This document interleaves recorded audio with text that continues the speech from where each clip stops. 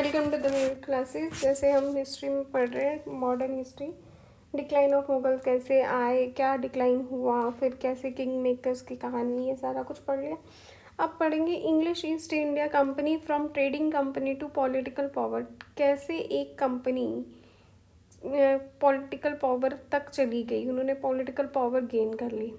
अब क्या है ना, जो इंडिया ईस्ट कंपनी आई थी, ये ब्रिटेन से आई थी, और वहाँ की क्वीन से ये क्या लेकर आए थे, चार्टर लेकर आए थे। तो इनका बैकग्राउंड वहाँ से शुरू होते ही 1600 में इंडिया में आए थे। इनको रॉयल चार्टर मिला था टू ईस्ट इंडिया कंपनी के नाम से। फिर उन्होंने फर्स्ट फैक्ट्री लगाई सूरत में 1613 में। 1639 में इन्होंने फोर्ट बनाया, कहाँ पे, मद्रास में। और 1661 में से लेकर 1687 तक इन्होंने बॉम्बे क्या लिया, company gets Bombay from Charles second makes it headquarter. Bombay को उन्होंने हेडक्वार्टर बना लिया।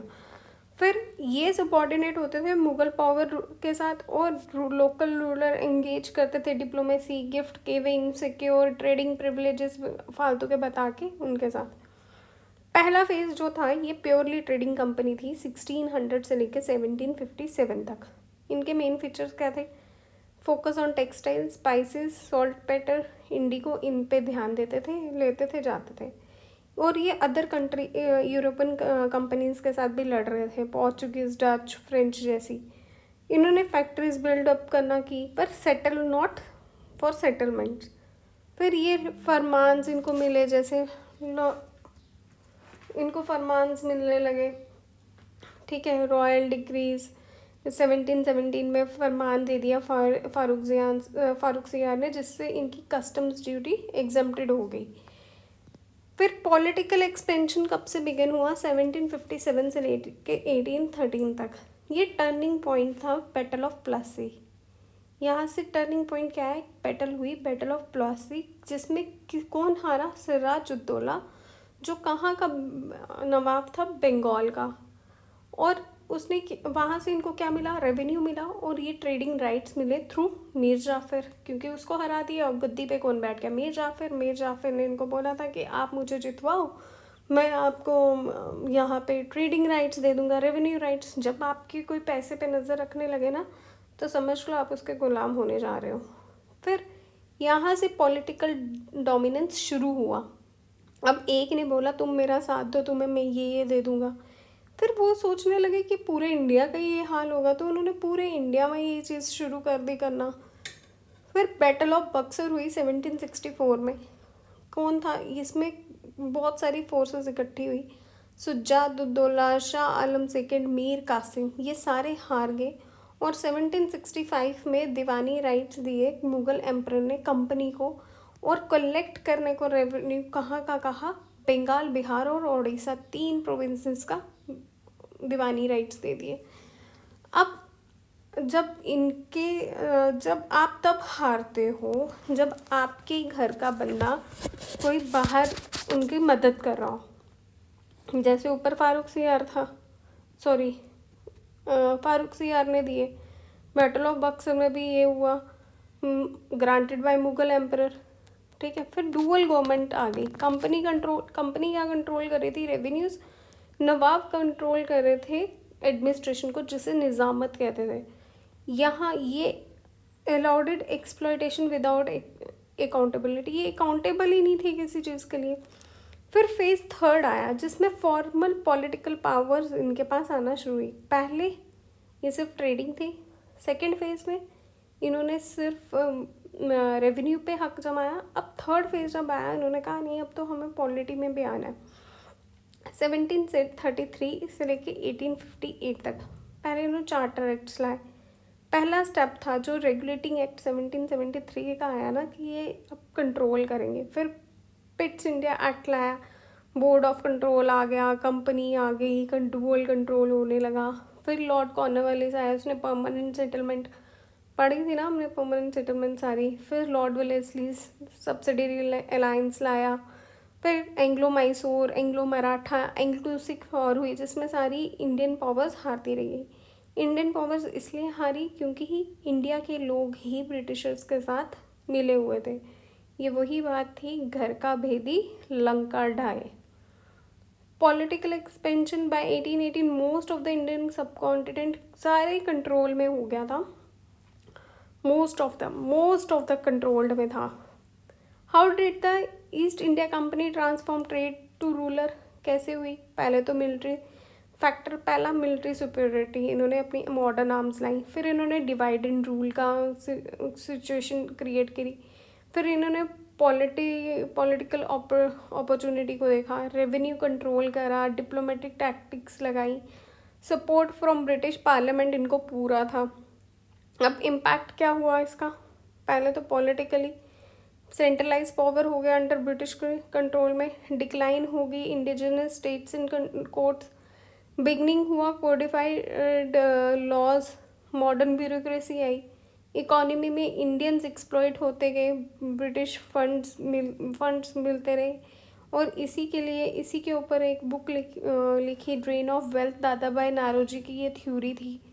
फिर डिस्ट्रप्शन ऑफ ट्रेडिशनल इंडस्ट्रीज आई, एडमिनिस्ट्रेटिव रिफॉर्म्स हुए, सिविल सर्विसेज जैसे आए, district collector, revenue department, introduction of British legal system, social disruption of village economy, land revenue system permanent, Ryotwari Mahalwari, ये लास्ट वीडियो में किया। फिर इन्होंने बिगनिंग ऑफ क्रिश्चियन मिशनरीज की कन्वर्ट करना, हिंदू को कन्वर्ट करने का इन्होंने प्रोसेस शुरू किया कि वो क्रिश्चियन में बन जाए, और मॉडर्न एजुकेशन लाई, इंग्लिश इन्होंने ही लाई थी, इन्हीं की देन है ये, और हमने भी इसको आगे चलाया। भाई English is a just medium of communication, इससे ज़्यादा कुछ भी नहीं है। और कंपनी रूल कब हुआ ख़त्म? जब रिवॉल्ट ऑफ 1857 हुआ। अब इनको पता था कि ये तो भाई इंडियंस को पता लग गया, तो फिर वहाँ की क्वीन विक्टोरिया ने क्या कहा, नहीं हम तो आपको मॉडर्न करने आए हैं, हम आपको सिविलाइज्ड करने, जैसे हमें लोगों को तो रहना आता ही नहीं था, इन्हीं लोगों को रहना आता था, हमें बेवकूफ़ बनाया। और फिर इन्होंने क्या कहा कि 1858 under the government of India act, अब ये गवर्नमेंट ऑफ इंडिया एक्ट के नाम से हमें कंट्रोल करने लगे। अब कंपनी इसमें इन्वॉल्व नहीं थी और डायरेक्टली क्राउन आ गया, और ये queen's Victoria proclamation mark the formal end था कंपनी का पॉलिटिकल रोल में। अब सीधे पूरा कंपनी को कौन कंट्रोल कर रहा था? ब्रिटिश क्राउन ने कंपनी को हटा दिया, अब सीधे कंट्रोल कर रही थी। इसको हम लिंक कर सकते हैं करंट अफेयर के साथ, privatisation, draw comparison with East India company exploit by private entities. अब ऐसे में भी देख सकते हैं, from trade to territory the corporate origins of British rule in India, ऐसे लिख सकते हैं। Anglo French struggle for the supremacy, the Carnatic wars, Anglo French जो स्ट्रगल थी वही सुप्रीमेसी थी कि अब यहाँ पे ब्रिटिश रूल होगा, क्योंकि दोनों आपस में लड़ रहे थे और ये दोनों ही इंडिया पे क्या करना चाहते थे, पॉलिटिकल पावर अपनी रखना चाहते थे, अपना डोमिनेंस रखना चाहते थे। तो इन दोनों की लड़ाई की वजह से यहाँ पे कर्नाटिक वॉर्स हुई, और कर्नाटिक वॉर्स में डिसाइड हुआ कि कौन इंडिया में रहेगा। अब क्यों साउथ इंडिया ही क्यों? द कर्नाटक रीजन जो आज उस टाइम पे, आज के टाइम पे हम जिसको कहते हैं तमिलनाडु और आंध्र प्रदेश, यही क्यों?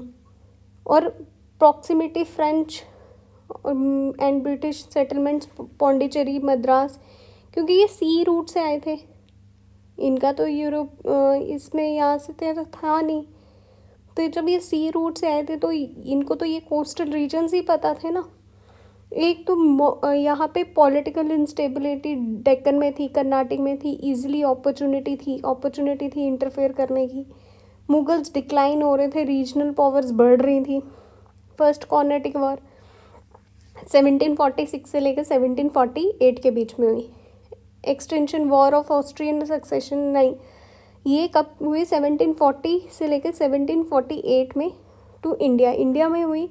Anglo French rivalry in Europe slipped over to their Indian trading companies, ये किस में हुई?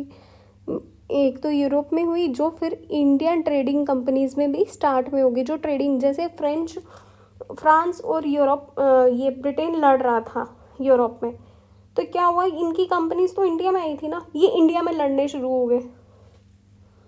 मेन इवेंट जैसे ड्यूप्लेक्स आया, बॉर्डोनिस, इन्होंने कैप्चर कर लिया मद्रास को 1746 में।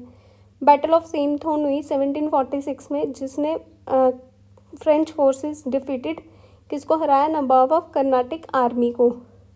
फिर ब्रिटिश ने एलाई किया किसके साथ, नवाब ऑफ आरकोट के साथ, बट फेल्ड, इनकी मिलिट्री फेल्ड हो गई। इसके बाद क्या आई, ट्रीटी ऑफ एक्सला चापली 1748, जिसमें Madras was return to Britishers को देना पड़ा।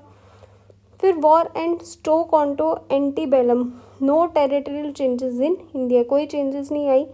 हाईलाइट हुआ military supremacy of European trained armies की, कि इनकी आर्मी ज़्यादा अच्छी है। फिर सेकेंड कर्नाटिक वॉर हुई 1749 से लेके 57। कॉज क्या था, डिस्प्यूट किनके बीच में था, हैदराबाद के निज़ाम और कर्नाटक के नवाब।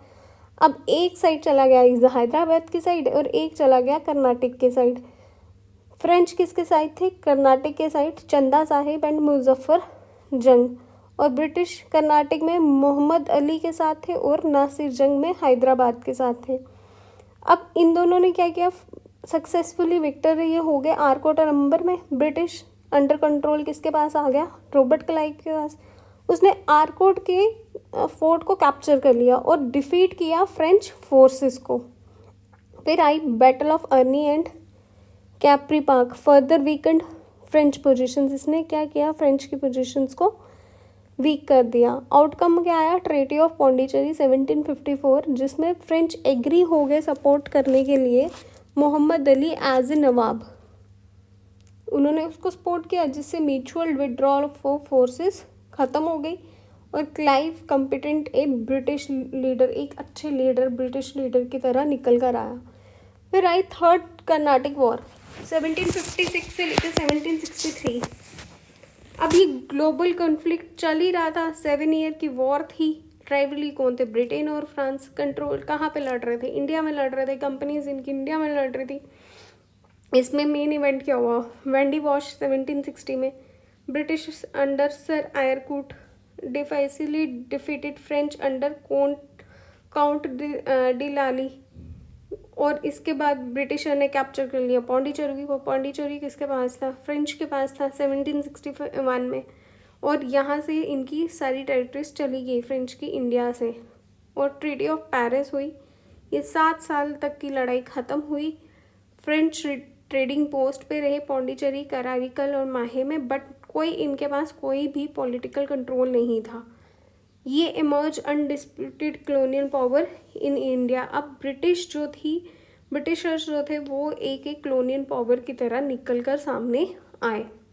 सिग्निफिकेंस देखा जाए तो डिक्लाइन ऑफ फ्रेंच पावर हुआ, British east India company dominate हो गई साउथ इंडिया में।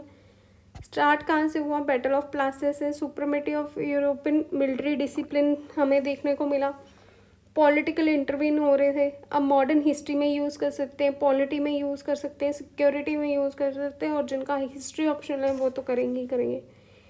ये रहे 10 मार्क्स के क्वेश्चंस। जैसे the Carnatic war was marked the beginning of political colonialism in India, discuss करो।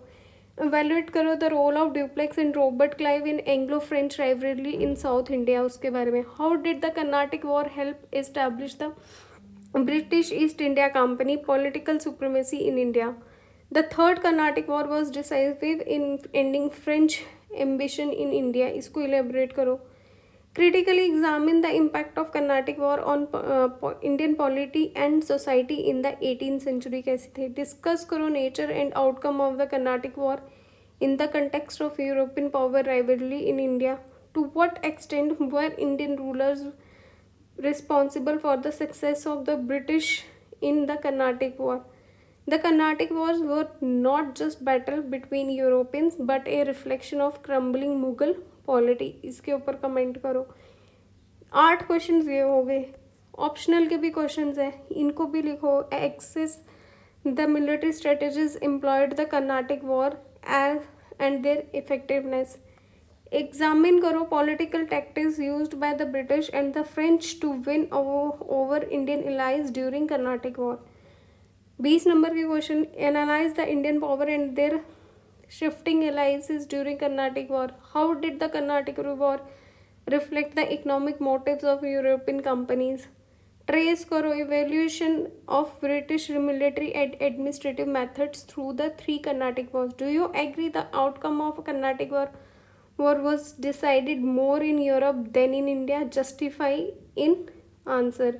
और इनको लिंक करो बॉर्डर इंपीरियल राइवलरीज के साथ, जैसे 7 years वॉर हो गई, की फिगर ड्यूप्लेक्स क्लाई आयरकूट. फिर इंक्लूड करो मैप को अगर ऑप्शनल है तो.